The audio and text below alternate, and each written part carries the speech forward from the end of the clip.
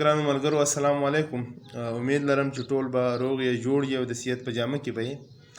تېره ورځ په پېښور پوهنتون کې د یوې غونډې په مهال باندې ډاکټر سهیل صاحب چې د عبدالولي خان پوهنتون د ایجوکیشن ډپارټمنټ سره د هغوی تعلق دی، هغوی یو ډېره بهترینه خبره، یو ښکلی وړاندیز هغه د پېښور یونیورسټۍ وایس چانسلر صاحب ته یې ښودی دی او هغې ورته دا ووي چې څنګه په پښتو کې مضمون کې زموږ سره نور مضامین شامل کړی شوي دي، نو داسې پکار ده چې په پوهنتون کې نور په کومو پروګرامونه روان دي د نورو مضمونونو د بیس چې په هغې کې هم پښتو شامله کړی شي.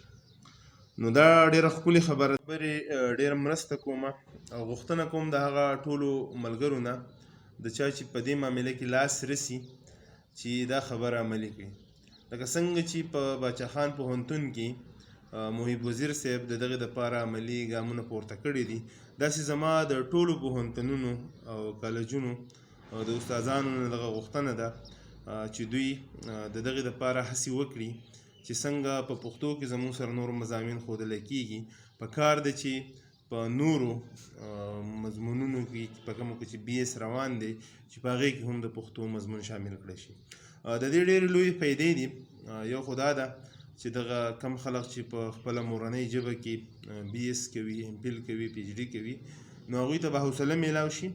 او بله خبره دا ده چې کله دا په مختلفو مضامینو په سلیبسونو کې شامل شي، نو د دې سره به بیا د پښتو د لیکچررانو یا د استادانو ضرورت پېښېږي او داسې به دغه خلق پښتو والا کوم چې فارغېږي نو هغو ته به زیات د روزګار موقع میلاویږي.